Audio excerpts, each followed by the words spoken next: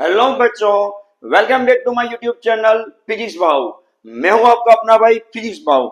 और आज हम लोग बच्चों अपने ब्रह्म ज्ञान सीरीज के ब्रह्म ज्ञान नंबर 12 के अंदर फाइनली खोलने वाले हैं लास्ट दो ब्रह्म ज्ञान नंबर 10 और 11 का सस्पेंस। आपको याद ही होगा कि ब्रह्म ज्ञान नंबर 10 और 11 में मैंने आपको एक ऐसा क्वेश्चन बताया था जो अलग अलग वेबसाइट्स के ऊपर उसका ऑनलाइन सॉल्यूशन गलत दिया हुआ है। और मैंने आपको बताया था कि ऐसे तो कई सारे क्वेश्चन हैं जो ऑनलाइन गलत दिए हुए हैं, तो आप किसी भी एक सोर्स का ठीक है भरोसा मत करना, उस पर रिलायबल मत रहना।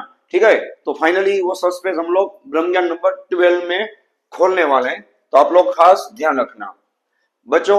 आपको याद होगा कि ब्रह्म ज्ञान नंबर 10 में मैंने बताया था कि 7 अलग अलग जगह पे इस चीज का आंसर गलत दिया हुआ है। अगर वो आंसर सही भी है लेकिन आपको एनसीईआरटी में क्या आंसर लिखा हुआ है वो पता नहीं है, तो जेईई नीट में आपको एनसीईआरटी का आंसर लिखना होगा। दुनिया का कोई भी आंसर में मान्य रहेगा नहीं। इसलिए आप लोग बच्चों कुछ भी एक्स्ट्रा पढ़ना बंद कीजिए। जैसे बायोलॉजी को आप लाइन टू लाइन सोल्व करते हो, ऐसे ही एनसीईआरटी को सोल्व कीजिए। और अगर ये आपसे नहीं हो पा रहा है तो मैं आपको अपकमिंग लॉट्स ऑफ वीडियोस के अंदर एनसीईआरटी के कुछ ऐसे फैक्ट्स बताऊंगा जो आपको यूट्यूब के अंदर ठीक है ऑनलाइन और आपको ऑफलाइन स्कूल में भी किसी ने भी बताया नहीं होगा। ठीक है, तो मैं आपको फाइनली ये ट्रूथ बताने वाला हूं कि जो लास्ट दो ब्रह्म ज्ञान का जो सही आंसर था वो क्या था। ब्रह्म ज्ञान 11 में आपने देखा कि चैट जीपीटी में भी जो आंसर था वो गलत दिया हुआ था। ठीक है, तो वो आंसर भी आप एग्जाम में लिखे तो बच्चों आपका कैरियर बर्बाद हो जाएगा। नेट के ऊपर के सभी सॉल्यूशन का कभी भरोसा नहीं करना है। एनसीईआरटी को इसलिए मैं आपको फॉलो करने को बोल रहा हूँ। फाइनली देखिए बच्चों, ये Newton law of motion class 11 का एनसीईआरटी के ही दो सही सवाल है बच्चों।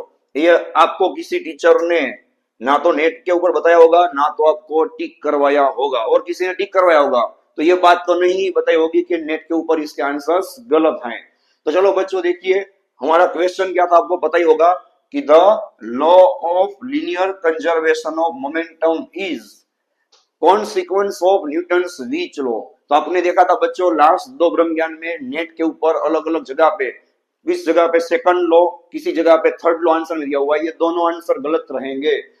ठीक है, सही आंसर आएगा बच्चों second and third law both, second and third law both. ठीक है, ये रहा प्रूफ। अब ये रहा आपका समरी।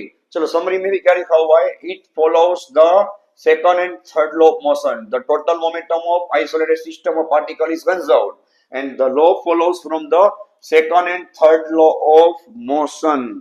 तो आपने देखा था बच्चों नेट के ऊपर कुछ वेबसाइट्स पे तो अगर आपको सेकंड एंड थर्ड लॉ दोनों आंसर टिक करने हैं मतलब बोथ, तो वो अवेलेबल भी नहीं था। तो आप सोचिए किस हद पे अलग अलग वेबसाइट पे मिस्टेक्स दिए हुए हैं। ठीक है, तो अगर सही में आपको ये चीज हेल्पफुल लगी हो तो ये चीज आप अपने फ्रेंड के साथ शेयर कीजिए। आगे के ब्रह्म ज्ञान नहीं देखे तो सभी को आप लोग एक बार रिवाइज कीजिए।